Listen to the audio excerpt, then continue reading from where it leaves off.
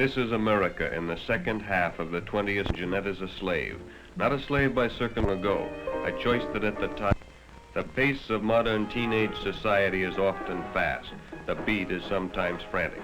Culture, the need to belong is ever present. Associations are quickly and easily made. Boy meets girl. It often takes experience and maturity to arrive at wise decisions. A friendly, outstretched hand, an engaging smile, and offer. It is second all, or more commonly referred to as a red. But to the group, it's a means to an end.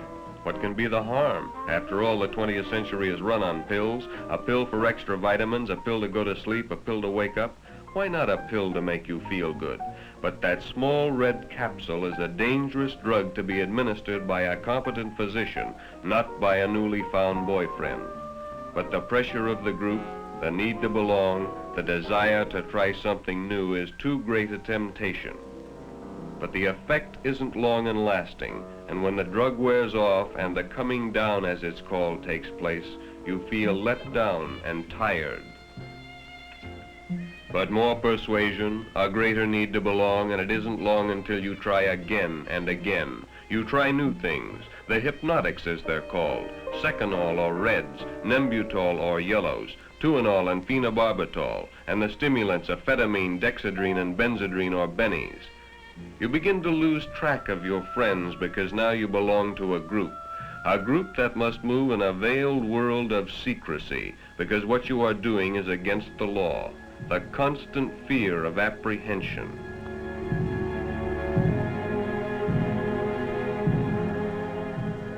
Now you meet like conspirators because the passing of pills is dangerous and must of necessity be secretive.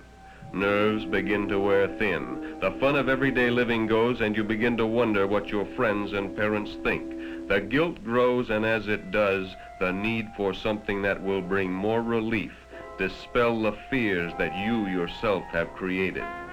You become more dependent on one another, but your pleasure in each other's company becomes less satisfying, and you depend more and more on the pills to help. Finally, the pills are not enough, and you're ready for the second act of your three-act tragedy.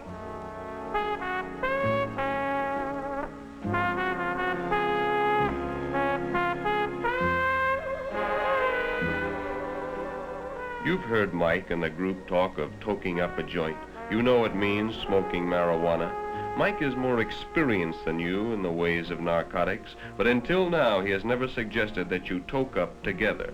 But the pills don't give either of you the desired effect any longer, and in the insecurity of your relationship you feel a need to find some new experience to bind you together. So a suggestion that only a short month ago would have been repulsive now is considered. The smell and the taste are anything but pleasing. It makes you cough and your throat becomes dry and hot. You feel like you're floating. You concentrate on one object, a tree in the distance. It's called fixing. As you concentrate, time slows down. You hallucinate, that is, you dream. This is called tripping. Your depth perception is affected. If you had to step off a curb or get out of a car, you would probably need help because the distance might be exaggerated. On the other hand, distance might seem to diminish. As with alcohol, the problems don't disappear, they only temporarily seem to vanish and return with jarring force when the effects of the drugs wear off. But when you get on narcotics, it's like starting a never-ending downward tailspin from 30,000 feet. You become less sure of yourself, your surroundings, your friends. Quarrels are more frequent with your parents and loved ones. You try to convince yourself you're right, but deep inside you know you're not. You lose your sense of values. You think of little else but another blow-up, your newfound language for smoking marijuana. You've completed the second act, and the third act curtain is just about to go up. You don't know it now, but when it does, it's the beginning of the end, the point of no return.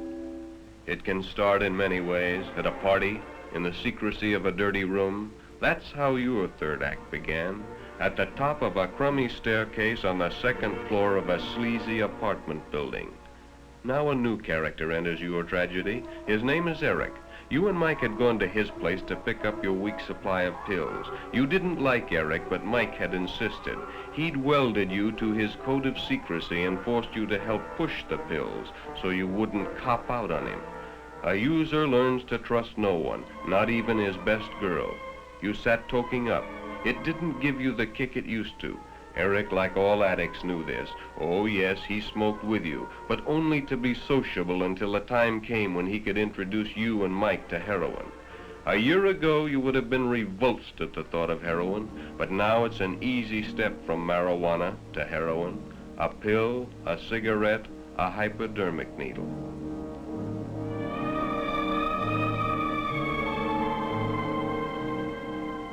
Even now, you're afraid. What will it be like?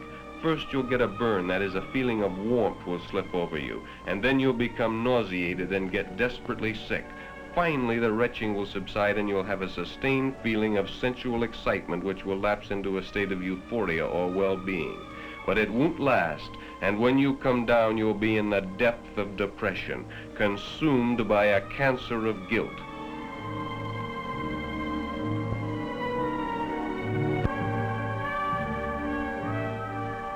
For just 1 second, your conscience pricks as you see the needle inserted and the death-dealing liquid slipping in and mixing with Michael's blood. For a moment, you want to say no, but the will to resist is gone. Temptation is ever present. The desire to try something new, something more powerful, is too great. Heroin being one of the most insidious drugs known to man, it only seems like days until you're hooked. You're not turned on any longer. The free ride is over. You're required to pay for your fix. As your tolerance increases, the need for more drugs increases, and this requires more and more cash. Now you're driven to things you would never have considered heretofore by your insatiable need for the drug. Your moral fiber has collapsed, and no crime is beyond your imagination. You are an addict, and your total effort in life is to obtain money to feed your habit. Now you're launched on a full-scale teenage crime wave of your very own, but with each passing day your tolerance increases, and now a fix only helps to make you appear normal and dispel the symptoms of withdrawal. Withdrawal, the nightmare of the addict. You live in constant fear of not having enough heroin to keep your habit supplied. For when that supply runs low and the first symptoms begin, the yawn, the sneeze, the runny nose, and you can't get another fix, you know you're about to begin a living hell. First you're burning up, then you're freezing, then the cramps and pains begin. Each nerve is laid bare and all your senses are magnified. Your whole being is like one giant nerve, raw and exposed to every outside stimulus. This period of withdrawal can go on for a week before the pain subsides and your senses come back to something approaching normal. And for this you steal and live a life of degradation and crime. But in your thirst for money you become careless and Mike is caught. Now you're on your own, and you must support your habit in the best way you can. You live in a jungle of fear. You're forced to deal with Eric alone. Mike is no longer there to help. Eric only laughs at your need and tells you to get money. Money, money, and more money. You're not prepared to take a job. Besides, no job would pay the kind of money you now need. You've got yourself a $50 a day habit. You can't support that slinging hash. So you turn to the only thing you can that will bring your kind of money. You become a call girl. You support that $50 a day habit, but not for long, because your looks begin to disintegrate. Your clients will no longer pay your price. You go from call girl to streetwalker.